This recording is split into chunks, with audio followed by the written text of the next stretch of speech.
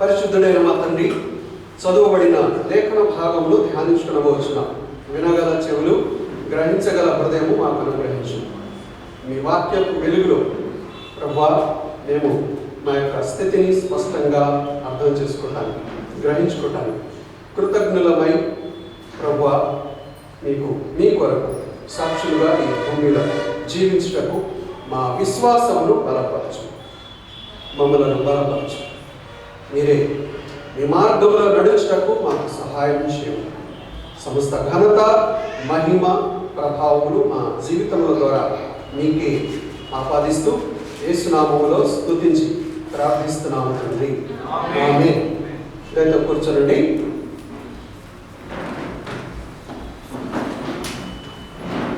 అయినను వేదన పొందిన దేశము మీద మబ్బు నిలవలేదు. ఈ వాక్య భావం యొక్క అర్థం ఏంటని చూస్తే, అంటే ఒకలాంటి నీడలు అలుగుకున్నాయి అని కొన్నిసార్లు వాడుతూ ఉంటుంటాం. మబ్బు గమ్మేసింది, నా జీవితం అంతా మబ్బు గమ్మేసింది అని అనుకుంటారు. అంటే అర్థం ఏంటి అంటే, చీకటి అలుగుకుంది నా జీవితంలో, అంధకారమయమైపోయింది నా జీవితము, నాకు నా జీవితము ఒక అగమ్య గోచరంగా అనిపిస్తుంది అని కొన్నిసార్లు మనం మాట్లాడుతూ ఉంటుంటాం. అదే భాషలో దేవుడు ఇక్కడ తన ప్రజలతో మాట్లాడుతూ ఉంటున్నాడు. ఏమంటున్నాడంటే, అయిననంటే పైన ఒక భాగం ఉంది. 8వ వచనం, 22వ వచనం, 28వ అధ్యాయము 22వ వచనంలో ఏముందంటే, భూమి తట్టు తేరి చూడగా బాధలును అంధకారమును దుస్సహమైన వేదనయు కలుగును, వారు గాఢాంధకారములోనికి తోలివేయబడెదరు. అయినను వేదన పొందిన దేశము మీద మబ్బు నిలవలేదు. ఇదే విషయము ఇంకా స్పష్టంగా ఇదే యెషయా గ్రంథంలో 5వ అధ్యాయము 30వ వచనంలో చూస్తే ఏమంటున్నాడంటే, 5వ అధ్యాయం 30వ వచనంలో, వారు ఆ దినమున సముద్ర ఘోష వలె జనము మీద గర్జన చేయుదురు, ఒకడు భూమి వైపు చూడగా అంధకారమును బాధ మేఘముల చేత చీకటి ఎగును. అంటే ఇక్కడ ఏమర్థం అవుతుందంటే, మనుషుల యొక్క అవిధేయతను బట్టి, వారి యొక్క పాపమును బట్టి వారి యొక్క దేశము పాడైపోయేను, వారి దేశం మీదికి యుద్ధం వచ్చింది. ఆ యుద్ధంలో వీళ్ళంతా నాశనం అయిపోయే పరిస్థితి వచ్చింది, నాశనం అయిపోయారు అని అర్థమేస్తుంది అక్కడ. ఆ దినమున సముద్ర ఘోష వలె జనము మీద గర్జన చేయుదురు, ఒకడు భూమి వైపు చూడగా అంధకారమును బాధయు కనపడును. అంధకారము, బాధ, భూమి వైపు చూస్తే అంత నాశనం అయిపోయి కనిపిస్తుంది, ఏమీ లేదు అక్కడ. భూమి మీద ఉన్న సమస్తము కూడా నాశనం అయిపోయి నష్టబారిపోయి ఉంది మొత్తం. అంతటా దేశం మీది వెలుగు మేఘముల చేత చీకటి ఎగును. ఆ దేశం మీద ఉన్న కొద్దిపాటి సంతోషం ఏదైతే ఉందో, ఆహ్లాదకరమైన పరిస్థితి, సంతోషకరమైన వాతావరణం ఏదైతే ఉందో, అదంతా కూడా మాయమైపోయింది. దాని మీద మబ్బులు అలుముకున్నాయి, చీకటి పడ్డదని. చీకటి అయిపోయింది వాళ్ళ జీవితం. ఏమిటి కారణం ఏంటి అని చెప్పి చూస్తే, మనిషి యొక్క పాపము, మనిషి యొక్క అవిధేయత. ఇదే విషయాన్ని యెషయా గ్రంథము ఈ 8వ అధ్యాయము 22వ వచనంలో కూడా అంటున్నాడు. భూమి తట్టు తేరి చూడగా బాధలును అంధకారమును దుస్సహమైన వేదనయు కలుగును, వారు గాఢాంధకారములోనికి తోలివేయబడెదరు. వారి పాపమును బట్టి, వారి అవిధేయతను బట్టి మనుషుల యొక్క జీవితము గాఢాంధకారముతో నిండి ఉన్నది. ఎక్కడ చూసినా భూమి తట్టు తేరి చూడగా, అంటే భూమి తట్టు తేరి చూడటం అంటే మనుషుల వైపు ఎక్కడ చూసి తేరి చూసినా కూడా మనుషుల యొక్క జీవితాల్లో ఏం కనిపిస్తుంది? బాధ. వారి జీవితంలో అంధకారం కనిపిస్తుంది, అగమ్య గుచ్చు. వాళ్ళ యొక్క జీవిత గమ్యం ఏంటి ఎవరికి అర్థం కావట్లేదు. ఇది ఒక మత సంబంధమైన మాట కాదు. ఇది మనుషుల యొక్క స్థితి. భూమి మీద ఏ మతానికి చెందిన మనుషులు, మతాలు అని ఏవైతే పెట్టుకున్నారో ఆ మతాలతో సంబంధం లేకుండా దేవుని దృష్టిలో చూస్తే ప్రతి ఒక్కరికి అన్వయింపబడిన స్థితి ఇది. ప్రతి ఒక్కరి యొక్క పరిస్థితి ఎలాంటి పరిస్థితిలో ఉన్నారంట? అంధకారములో ఉన్నారు. అందుకే ఆయా జాతులకు సంబంధించిన మనుషులు వారి వారి యొక్క సొంత భాషలో కొన్ని ప్రార్థనలు చేస్తూ వచ్చారు. వాళ్ళ యొక్క స్థితిని గుర్తెరిగారు. మేము అసత్యంలో ఉన్నాం, మేము అంధకారంలో ఉన్నాం, మేము మరణంలో ఉన్నాం అని చెప్పి వాళ్ళు తెలుసుకున్నారు. తెలుసుకొని హృదయమంతటితో కూడా వాళ్ళు మొరపెడుతూ ఉంటున్నారు. అయ్యో, మాకు దిక్కుతోచని స్థితి, సత్యం ఏంటో మాకు అర్థం కావట్లేదు, మా జీవితం అంటే ఏంటో మాకు అర్థం కావట్లేదు,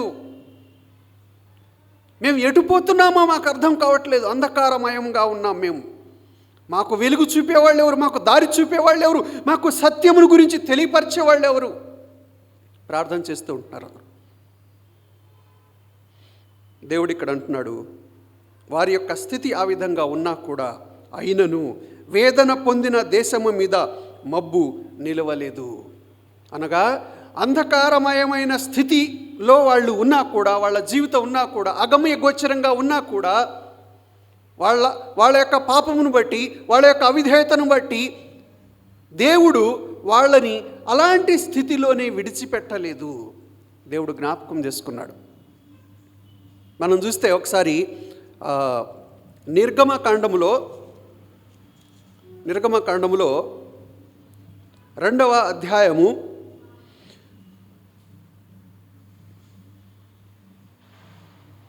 23, 24, 25 వచనాలు కనుక మనం చూస్తే, దాంట్లో ఇశ్రాయేలీయులు వారి యొక్క బాధను బట్టి దేవునికి మొరపెట్టారు, వారి యొక్క స్థితిని బట్టి దేవునికి మొరపెట్టారు. అప్పుడు ఇక్కడ ఏమని వ్రాయబడింది? వారి యొక్క మొర దేవుని యొద్దకు చేరెను అని వ్రాయబడింది. నిర్గమకాండము 2వ అధ్యాయము 23వ వచనము చివరి భాగంలో వారి మొర దేవుని యొద్ద చేరెను. అలాగే 24వ వచనంలో కాగా దేవుడు వారి మూలుగును వినెను. 25వ వచనంలో దేవుడు వాళ్ళని జ్ఞాపకం చేసుకొనెను. దేవుడు అబ్రహాము, ఇసాకు, యాకోబులతో వాళ్ళతో చేసిన నిబంధనను దేవుడు జ్ఞాపకం చేసుకొనెను.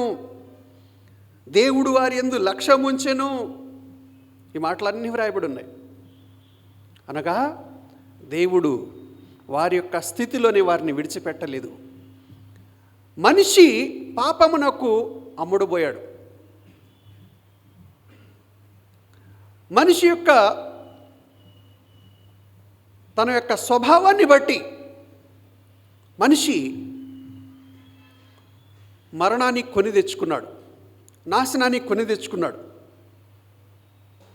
అయినా కూడా దేవుడు నీ చావుకు నువ్వు చావు అని చెప్పి విడిచిపెట్టల, నీది నువ్వు అనుభవించు అని విడిచిపెట్టల. దేవుడు మనిషి తన యొక్క స్థితి ఏంటో గుర్తెరిగి దేవునికి మొరపెట్టినప్పుడు దేవుడు వారి మొరను వినెను, వారి యందు లక్ష్యముంచెను. కేవలం జ్ఞాపకం చేసుకొని ఊరికనే ఉండిపోలా, దేవుడు కార్యరూపంలో దిగాడు. చాలాసార్లు మనము మన యొక్క పరిస్థితిని చూసి, ఏం దేవుడో ఏమో, నా పరిస్థితి చూస్తే ఇట్లా ఉంది, దేవుడు నా మొర ఆలకించట్లేదు, నా పరిస్థితి మారట్లేదు అని అనుకుంటూ ఉంటుంటాం. మన దేవుడు ఒట్టి మాటలు చెప్పే దేవుడు కాదు. ఈ పాస్టర్ గారు అయితే ఇక్కడి నుంచి ఒట్టి మాటలు చెప్తాడు, వెళ్ళిపోతాడు. మీరు ఏదైనా సమస్య తెచ్చుకొచ్చి పాస్టర్ గారికి చెప్పినా ఏం చేస్తాడు? సరేమో ప్రార్థన చేద్దాం, సరే ప్రార్థన చేద్దాం అని ప్రార్థన చేసి వెళ్ళిపోతాడు, అంతే. అది జరిగితేనేమో పాస్టర్ గారిని కొని ఆడతారు. పాస్టర్ గారు ప్రార్థన చేయుటను బట్టి నాకు ఇది జరిగిందంటారు. అది జరగలేదంటే ఏమో ఆ పాస్టర్ గారు ప్రార్థన చేసినా కూడా నాకేం జరగలేదని అంటారు. రెండు తప్పే. దేవుని దాసుడు దేవునికి మొరపెడతాడు, అంతవరకే. చేసేదెవరు? దేవుడే. పాస్టర్ గారి చేతులు ఏముండదు, గుర్తుపెట్టుకోండి.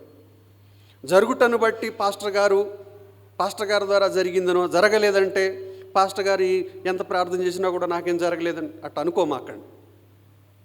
మొర ఆలకించేవాడు దేవుడు, లక్ష్య పెట్టేవాడు దేవుడు, కార్యము సఫలం చేసేవాడు దేవుడు. ఆ విషయాన్ని జ్ఞాపకం పెట్టుకోండి. దేవుడి స్థానంలో తీసుకొచ్చి ఒక మనిషిని పెట్టేసి ఆ మనిషిని పోగొట్టడం, ఆ మనిషిని దూషించడం చేయవద్దండి. ఇశ్రాయేలీయుల పక్షంగా దేవుడు మోషేని పెట్టాడు. మోషే ఇశ్రాయేలీయుల పక్షంగా దేవునికి ప్రార్థన చేశాడు. దేవుడు మొరను విన్నాడు. తగిన సమయంలో ఇశ్రాయేలీయులను విడిపించాడు. వారి యందు లక్ష్యం ఉంచాడు దేవుడు. లక్ష్యం ఉంచుట ద్వారాగా దేవుడు ఆ ఇశ్రాయేలీయులను జ్ఞాపకం చేసుకొని వారిని విడిపించుట కొరకై దేవుడు ఒక సాధనాన్ని వాళ్ళ దగ్గరకు పంపించాడు. ఆ సాధనమే మోషే. అలాగే మానవాళి అందరికీ కూడా వారి యొక్క మరణము నుండి, వారి యొక్క నిత్య నాశనము నుండి, వారి యొక్క పాపము నుండి, వారి యొక్క అంధకారమయమైన జీవితము నుండి వారిని విడిపించుట కొరకై దేవుడు ఒక సాధనం ఏర్పాటు చేశాడు. ఆ సాధనమే తన కుమారుడైన యేసుక్రీస్తు ప్రభువారు. అందుకే ఇందాకలా మనం చదువుకున్నాం, ఏలైనగా మనకు శిశువు పుట్టెను, మనకు కుమారుడు అనుగ్రహింపబడెను. దేవుడు మనల్ని జ్ఞాపకం చేసుకున్నాడు కాబట్టే, మన యందు లక్ష్యం ఉంచాడు కాబట్టే దేవుడు కార్యరూపంలో దిగొచ్చాడు భూమి మీదకి. ఎందుకు దిగొచ్చాడంటే వ్రాయబడింది హెబ్రీయులకు రాసిన పత్రికను మనం చూసుకుంటే 2వ అధ్యాయంలో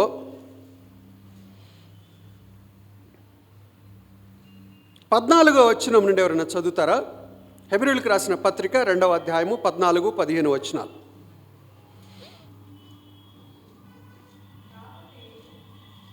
చదవండి.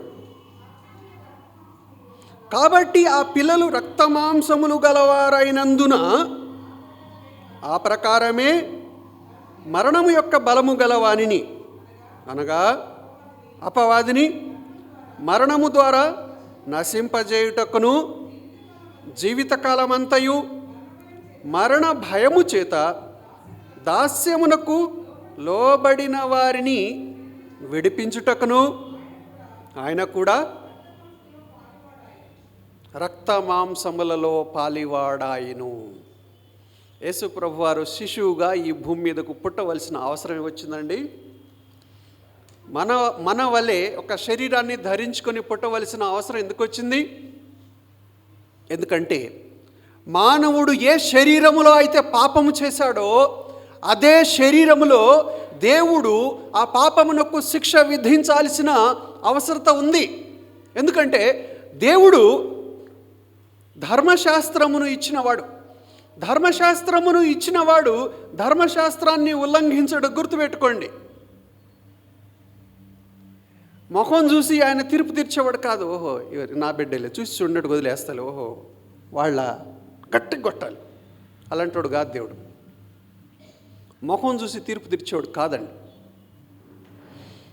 ధర్మశాస్త్రమును ఆయన ఏర్పాటు చేసినవాడు, ధర్మశాస్త్రానుసారంగానే ఆయన తీర్పు తీర్చే దేవుడు. అందుకని యేసు ప్రభు ఒక సందర్భంలో, చాలా సందర్భాల్లో చెప్తూ ఉంటుంటాడు, నేను వచ్చింది ధర్మశాస్త్రమును నెరవేర్చడానికి వచ్చాను, కానీ ధర్మశాస్త్రమును నేను తీసేయటానికి రాలేదు, కొట్టేయటానికి రాలేదు. అంటే దాని మీనింగ్ ఏంటంటే నేను ధర్మశాస్త్రమును ఉల్లంఘించుటకు రాలేదు, ధర్మశాస్త్రమును నెరవేర్చుటకు వచ్చాను. ఏం చెప్తుంది ధర్మశాస్త్రం? రోమాపత్రిక 6:23 ఏం చెప్తుంది? పాపం వలన వచ్చు జీతము మరణము, అయితే దేవుని కృపావరము ప్రభువైన క్రీస్తు యేసునందు నిత్య జీవము. పాపం వలన వచ్చు జీతము మరణము, అది ఎవరు పెట్టారు? దేవుడు పెట్టాడు ఆ ధర్మశాస్త్రం. దాన్ని బట్టి ఎవరైనా సరే మరణమునకు పాత్రుడే. అవిధేయుడు ఆదాము మరణమునకు పాత్రుడు. ఆదాము మరణమునకు పాత్రుడంటే ఆదాము యొక్క సంతానమంతా కూడా మరణమునకు పాత్రులే. మనము ఒకప్పుడు ఆదాము యొక్క సంతానముగా ఉంటిమి. ఆదాము మరణమునకు పాత్రుడై ఉన్నాడు. తన యొక్క అవిధేయతను బట్టి పాపమును కొని తెచ్చుకున్నాడు. ఆదాము సంతానంగా ఆదాము యొక్క ఆస్తి మనకు సంక్రమించింది. ఆదాము యొక్క పిల్లలంగా వారసత్వంగా ఆయన యొక్క ఆస్తి మనకు వచ్చింది. ఏంటి ఆస్తి? అవిధేయత. అవిధేయత వల్ల ఆ పాపము యొక్క జీతము మరణాన్ని మనము స్వాస్థ్యంగా పొందుకున్నాం మన తండ్రి అయిన ఆదాము నుండి. కాబట్టి ఈ యొక్క మరణము నుండి మనల్ని విడిపించుటకు దేవుడు ఏ శరీరములో ఈ మానవుడు పాపం చేసి ఉన్నాడో అదే శరీరంలో దేవుడు ఈ మానవునికి శిక్ష విధించి ఆ మరణము నుండి ఈ మానవుడిని విడిపించుటకు దేవుడు ఏర్పాటు చేసిన శరీరమే యేసు ప్రభువారు. అందుకే యేసు ప్రభువారు ఆయన ఈ భూమి మీదకు ఏ విధంగా వచ్చాడంటే, ఇంగ్లీష్లో ఒక పాట ఉంటుంది, from heaven he came helpless babe అని. From heaven he came helpless babe అని ఉంటుంది. అంటే నిస్సహాయుడైన ఒక శిశువు వలె వచ్చాడు ఆయన ఈ భూమి మీద. నిస్సహాయుడైన శిశువు వలె. అందుకే యేసు ప్రభువారిని ఎంతగా హింసించినా, ఎన్ని దెప్పి పొడిచే మాటలన్నా, చివరికి ఒక సందర్భంలో యేసు ప్రభువారిని పరిసయ్యులు ఏ విధంగా అన్నారంటే, మేము అబ్రహాము పిల్లలము అని చెప్పి వాళ్ళు విర్రవీగుతూ ఉంటుంటే, వాళ్ళు ఒక సందర్భంలో ఏమన్నారు, మేము అబ్రహాము పిల్లలం, మేము వ్యభిచార సంతానం కాదు అని అంటున్నారు యేసు ప్రభుతో. అంటే దాని అర్థం ఏంటి? నువ్వు మీ తల్లికి పుట్టావు, మీ తండ్రి ఎవరో తెలియదు, నీకు తండ్రి లేడు, కానీ మీ తల్లి గర్భం ధరించి నిన్ను కన్నది. అంటే అర్థం ఏంటి? నువ్వు వ్యభిచార సంతానం అని చెప్పి అంటున్నారు యేసు ప్రభుతో వాళ్ళు. ఎంత పెద్ద మాట చూడండి. అయినా కానీ యేసు ప్రభు వారు నోరు తెరవలేదు. ఎందుకు? ఆయన శిశువుగా ఈ భూమి మీద యొక్క శరీరమును ధరించి ఎందుకు వచ్చాడంటే, ఏ శరీరములో మనం పాపం చేసి మరణానికి పాత్రలమై ఉన్నామో అదే శరీరములో పాపమునకు శిక్ష విధించి మరణము నుండి ఈ మానవుణ్ణి విడిపించుట కొరకై దేవుడు ఒక శరీరాన్ని అనుగ్రహించి, ఆ శరీరములో మానవులందరి యొక్క పాపమునకు శిక్ష ఒకే శరీరములో విధించాడు. అందుకే యేసు ప్రభువారు అనే ఆ యొక్క శరీరము ఈ భూమి మీదకు మన కోసం వచ్చింది. అందుకని ఇక్కడ హెబ్రీయులకు రాసిన పత్రికలు ఏమంటున్నాడు? అనగా అపవాదిని మరణము ద్వారా నశింపజేయుటకు, జీవితకాలమంతయు మరణ భయము చేత దాస్యమునకు లోబడిన వారిని విడిపించుటకు ఆయన రక్త మాంసములలో పాలివాడాయను. యేసు ప్రభువారు నిస్సహాయుని వలె ఈ భూమి మీదకు వచ్చారు. కారణం ఏంటంటే, మన కోసం శిక్ష విధింపబడటానికి, ఆయన శరీరంలో శిక్ష విధించుకోవటానికి వచ్చాడు. ఆయన దేవుడుగా రాల ఈ భూమి మీద, మన కోసం దేవుని గొర్రెపిల్లగా వచ్చాడు. ఆయన శిక్షను భరించడానికి వచ్చాడు, తీర్పు తీర్చడానికి రాలేదు. దేవుడు తీర్పు తీరుస్తాడు, కానీ ఆయన తీర్పు తీర్చడానికి రాలేదు. దేవుని గొర్రెపిల్లగా శిక్షను మన నిమిత్తమై తన శరీరములో అనుభవించటానికి వచ్చాడు ఆయన. గుర్తుపెట్టుకోండి. అందుకే గుడ్ న్యూస్ ఏంటి? మనకి ఏదన్నా అవసరత పడతాయా? నా శరీరం అంతా పాడైపోయింది, కాబట్టి నీ శరీరములో ఉన్న అవయవాలన్నీ నాకు ఇచ్చేస్తే నా శరీరాన్ని నేను రిపేర్ చేసుకుని నేను బతుకుతా అని అంటే ఎవడని ముందుకు వస్తాడా? వామ్మో, నన్ను ఎక్కడ చంపేసి నా శరీరంలో ఉన్న అవయవాలన్నీ తీసుకుంటారో వీళ్ళు అని చెప్పి దెబ్బ పారిపోతారు. ఇంక మళ్ళీ రెండోసారి రారు ఇంకెవరు. కానీ యేసు ప్రభువారు మన నిమిత్తమై తన శరీరాన్ని అప్పగించుకోవటానికి, ఇవ్వటానికి వచ్చారు. ఆయన మనల్ని మరణము నుండి విడిపించడానికి, నిత్య జీవం అనుగ్రహించడానికి, పాపము నుండి మనల్ని విడిపించి, ఏ పాపం వల్ల మనం మరణాన్ని కొని తెచ్చుకున్నామో, ఏ పాపమును బట్టి దేవుని నుండి దూరం అయ్యామో, ఏ పాపమును బట్టి భూమి మీద సమస్యలకు కారణమయ్యామో, వాటన్నిటి నుండి మనల్ని విడిపించడానికి ఆయన తన కుమారుణ్ణి అనుగ్రహించాడు, దేవుడైన యెహోవా. అందుకే ఇక్కడ ఆయనను యెషయా-గ్రంథం 9వ అధ్యాయం 1వ వచనంలో, వారు గాఢాంధకారములోనికి తోలివేయబడెను, ఆయనను వేదన పొందిన దేశము మీద మబ్బు నిలవలేదు. ఎందుకు నిలవలేదు? దేవుడు మనల్ని జ్ఞాపకం చేసుకున్నాడు. ప్రభు అయిన తండ్రి, దేవుడైన యెహోవా ఆయన మనల్ని జ్ఞాపకం చేసుకున్నాడు. ఆయన ఉన్నవాడు, ఆయన అన్ని చూస్తూ ఉన్నవాడు, ఆయన మనల్ని జ్ఞాపకం చేసుకున్నాడు. కాబట్టి మన జీవితం మీద ఉన్న చీకటిని, ఆ యొక్క పాప అంధకారపు మబ్బును ఆయన తొలగించి వేసినాడు. అందుకే మనకు గుడ్ న్యూస్ ఏంటి? 2వ వచనంలో, చీకటిలో నడుచు జనులు గొప్ప వెలుగును చూచుచున్నారు. చీకటిలో నడుచు జనులు అంటే మన యొక్క బ్యాడ్ క్యారెక్టర్, మన యొక్క పడిపోయిన స్వభావం, చీకటి స్వభావము, అంధకారమైన బ్రతుకు. ఈ అంధకారమైన బ్రతుకులో ఉన్న మనము వెలుగును చూస్తూ ఉన్నాము. ఏంటా వెలుగు? యోహాను సువార్త 1వ అధ్యాయంలో, యోహాను సువార్త 1వ అధ్యాయంలో చెప్తుంటున్నాడు. 4, 5 వచనాలు చదవండి ఎవరైనా.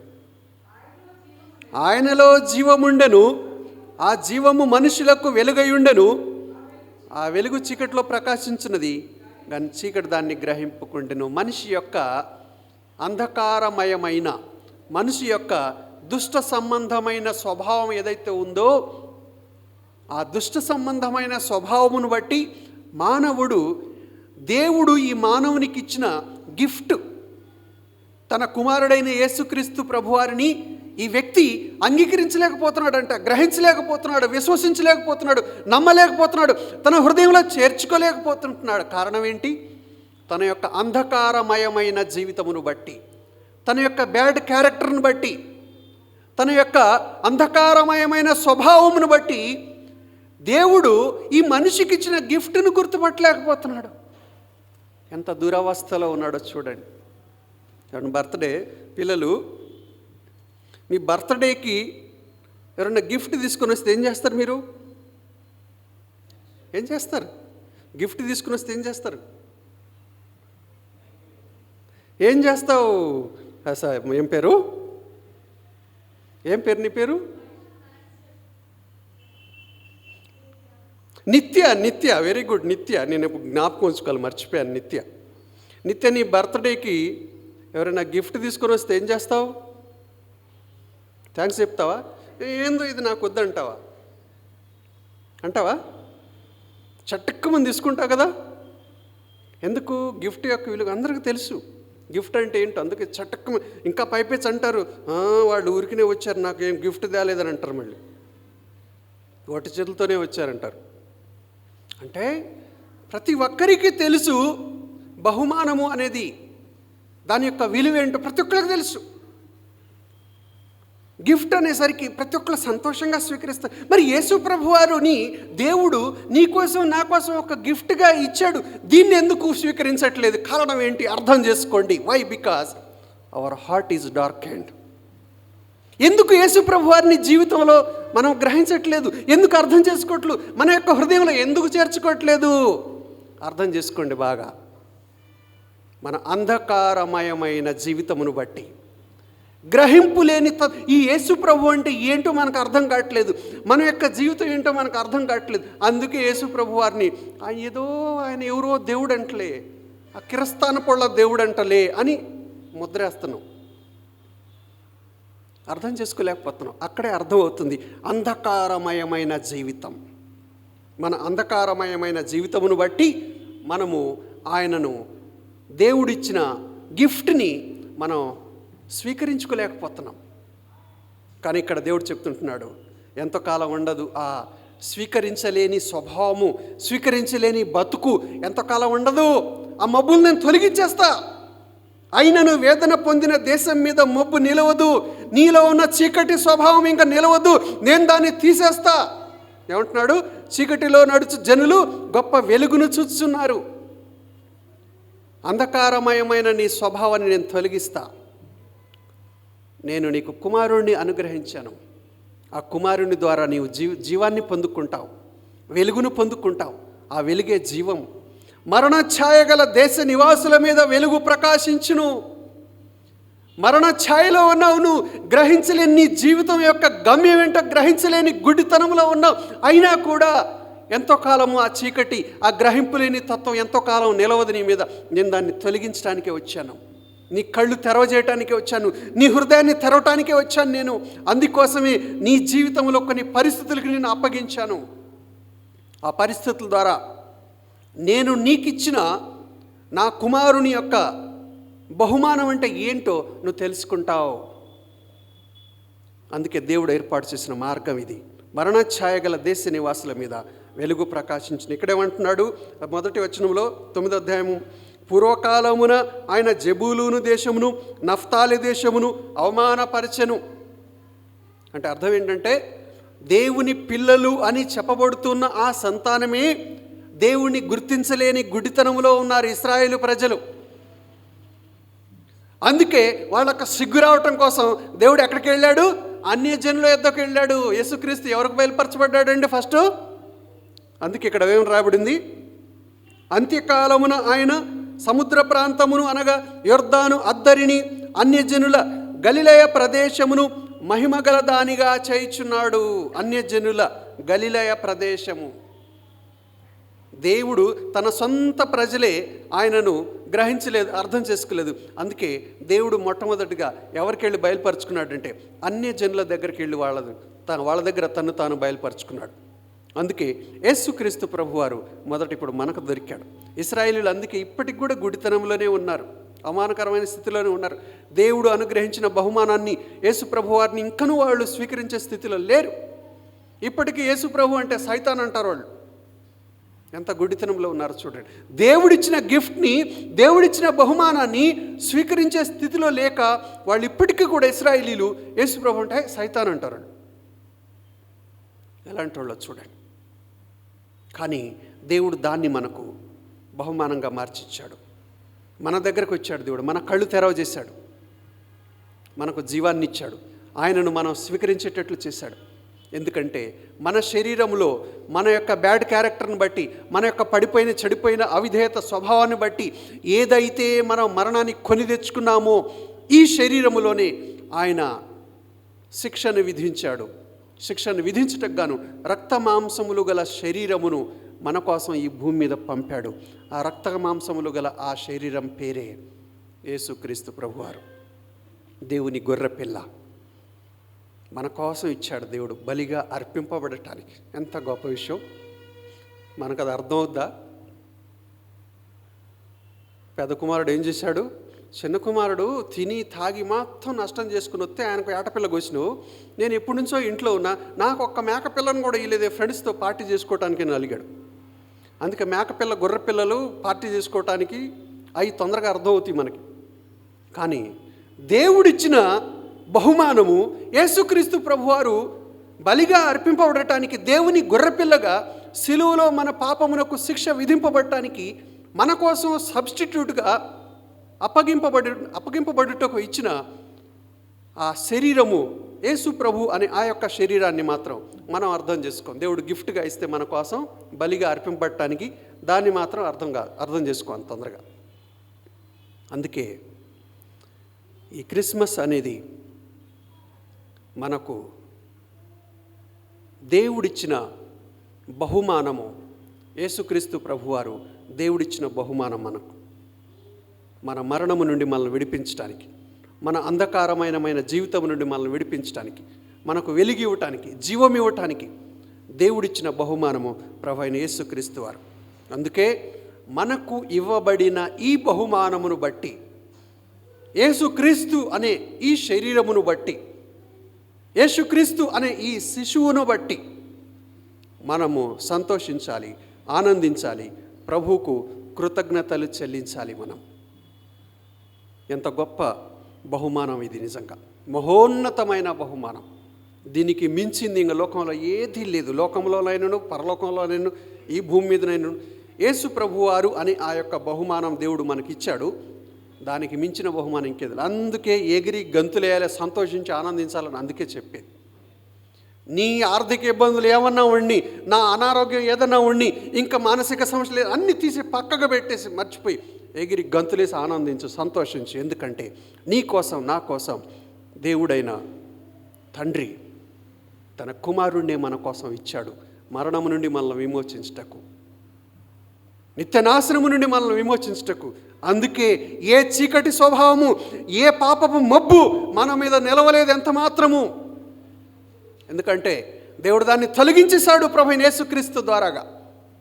అందుకే ఈరోజు మనం వెలుగును పొందుకొని, నిత్య జీవము అనే వెలుగును పొందుకొని సంతోషంగా ఇక్కడ ఆయన ఆరాధించడానికి వచ్చి ఉంటున్నాం. ఎంత గొప్ప దేవుడు! మనకు అనుగ్రహించిన తన కుమారుణ్ణి బట్టి నిజంగా ఎంతో సంతోషించవలసిన వాడు. 6వ వచనంలో ఇంకా ఏమని రాయబడిందంటే, ఆయన భుజము మీద రాజ్యభారముండును, ఆశ్చర్యకరుడు, ఆలోచనకర్త, బలవంతుడైన దేవుడు, నిత్యుడగు తండ్రి, సమాధానకర్తయగు అధిపతి అని అతనికి పేరు పెట్టబడును. బాధ్యత కూడా ఉంది మన మీద. ఏముంది? ఆయన భుజము మీద రాజ్యభారముండును. ప్రభు అయిన యేసుక్రీస్తు వారు శిశువుగా ఈ లోకానికి వచ్చి మన కోసము పుట్టి, మన కోసం సమస్తాన్ని చేసి సిలువలో ప్రాణం పెట్టి మరణించి తిరిగి లేచి పరమునకు ఆరోహణుడై వెళ్ళాడు. మనకొక బాధ్యత అప్పగించి వెళ్ళాడు. మన భుజం మీద రాజ్యభారం ఉన్నది. మనల్ని బ్రతికించాడు ఆయన. మన హృదయాల్లో వచ్చి మనల్ని జీవింపజేశాడు. అదే సమయంలో మన భుజాల మీద ఒక బాధ్యత కూడా అప్పగించి వెళ్ళాడు. ఈ దేవుని యొక్క రాజ్యాన్ని విస్తరించే ఈ యొక్క బాధ్యత దేవుడు మనకు అప్పగించి వెళ్ళాడు. అంటే అర్థం ఏంటంటే, ఏ జీవితం అయితే మనకు దేవుని కుమారునిలో మనకు ఇవ్వబడ్డదో, ప్రభువైన యేసుక్రీస్తులో ఏ జీవితం అయితే మనకు ఇవ్వబడ్డదో ఆ జీవితాన్ని మనము జాగ్రత్తగా జీవిస్తూ మన జీవితాన్ని బట్టి ఇతరులను ఆయన యొద్దకు ఆకర్షించాలి. ఆకర్షించే జీవితం మన ప్రవర్తనను బట్టి, మన నడవడిని బట్టి ఇతరులను మనము ప్రభువైన యేసుక్రీస్తు దగ్గరకు ఆకర్షించాలి. అందుకే ఒట్టి మాటలతో కూడిన జీవితం కాదు, జీవించే జీవితాన్ని మనం జీవించే జీవితము క్రైమ్తో కూడుకున్నది. మాటలతో కూడుకున్న జీవితము ఒట్టి గాలి మాటలవి, ఒట్టి మాటలు అంతే. మాటలతో కూడుకున్న జీవితం కాదు. జీవించే జీవితము, నడవడిలో చూపించే జీవితాన్ని దేవుడు మన మీద పెట్టాడు, భుజాల మీద. అందుకే చాలాసార్లు అబ్బా క్రైస్తవ జీవితం కష్టం అండి జీవించడం అంటుంటారు. మరి అంత ఈజీనా? యాక్సెప్ట్ చేయటం ఈజీనే.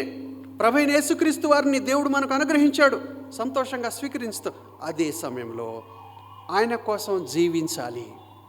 స్వీకరించాం, బాగానే ఉంది, తర్వాత జీవించాలి కదా. స్వీకరించిన జీవితాన్ని జీవించాలి, జీవించి చూపించాలి.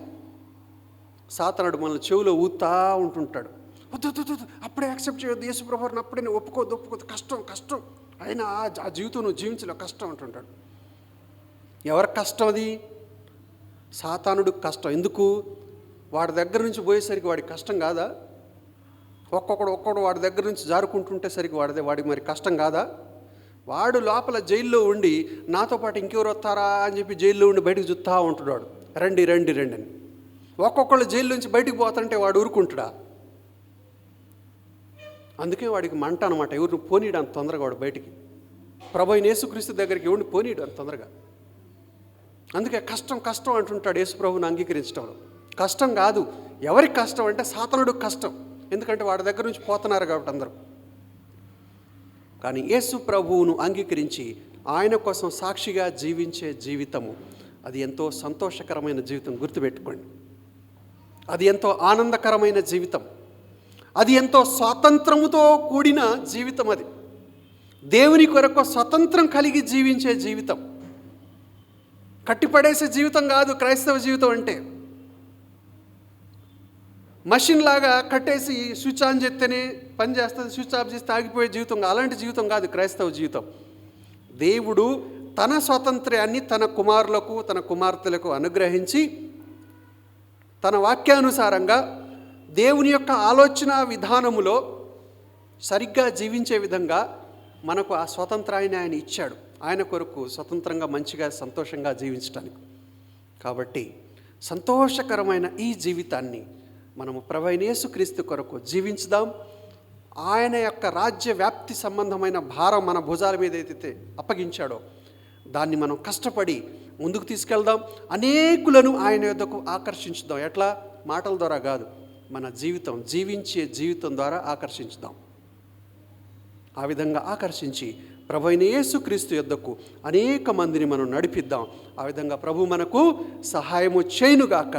ఈ క్రిస్మస్ సందర్భంలో ప్రభువైన యేసుక్రీస్తు అనే ఆ యొక్క శిశువును దేవుడు మనకు అనుగ్రహించినందుకై మరొకసారి దేవునికి వందనాలు చెల్లిస్తూ ముందున్న క్రైస్తవ జీవితాన్ని మనము చక్కగా జీవించేటట్లుగా ప్రభు మనలను బలపరచే విధంగా మనం ప్రార్థన చేసుకుందాం.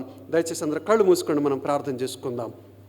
పరిశుద్ధుడైన మా తండ్రి, మహోన్నతుడైన మా గొప్ప దేవ, నీ అపారమైన కృపను బట్టి మీకు స్తోత్రాలు చెల్లించుకుంటున్నాం. తండ్రి, మరణ ఛాయగల దేశ నివాసుల మీద నీ వెలుగును పంపావు. చీకట్లో నడుచున్న ప్రజల మీద నీ వెలుగును పంపావు తండ్రి, ప్రకాశింపచేసావు. స్తోత్రాలు. అంధకారపు మబ్బు చేత కప్పబడి ఉన్న మా జీవితాలను అంధకారము నుండి విడిపించావు, వెలుగుమయము చేసావు తండ్రి. స్తోత్రాలు. నిత్య జీవమును అనుగ్రహించావు, మీ ఏకైక కుమారుని మా కొరకు అనుగ్రహించావు తండ్రి. స్తోత్రాలు. ఎంత మంచి దేవుడు, ఎంత గొప్ప దేవుడు ప్రభువా. మా కొరకై అనుగ్రహించిన మీ కుమారుని బట్టి, బహుమానంగా మీరు మా కొరకు ఇచ్చిన మీ కుమారుని బట్టి మీకు స్తోత్రాలు చెల్లించుకుంటున్నాం తండ్రి. ఆ రాజ్య భారం ఏదైతే నీ కుమారుని భుజముల మీద ఉందో, నీ కుమారుడైన యేసుక్రీస్తులో మమ్మల్ని నీ పిల్లలుగా, నీ సంతానంగా అంగీకరించి అదే రాజ్య భారమును మా భుజముల మీద మోపావు. స్తోత్రాలు. దాన్ని మేము మోయుటకు సహాయం చేయండి. మీ రాజ్య భారమును మేము మోయుటకు సహాయం చేయండి. సంతోషంగా ప్రభువా మీ కొరకు మేము జీవించుటకు మా యొక్క వాక్యానుసారమైన నీలో నిలిచి ఉండే జీవితము ద్వారా మేము అనేకులను మీ యొద్దకు ఆకర్షించినట్లుగా అలాంటి కృప మాకందరికీ దయచేయమని నీ దయగల హస్తాలకు మమ్మల్ని అందరిని అప్పగించుకుంటూ సమస్త ఘనత, మహిమ, ప్రభావములు మీకే ఆరోపిస్తూ యేసు నామములో స్తుతించి ప్రార్థిస్తున్నాము తండ్రి. ఆమేన్.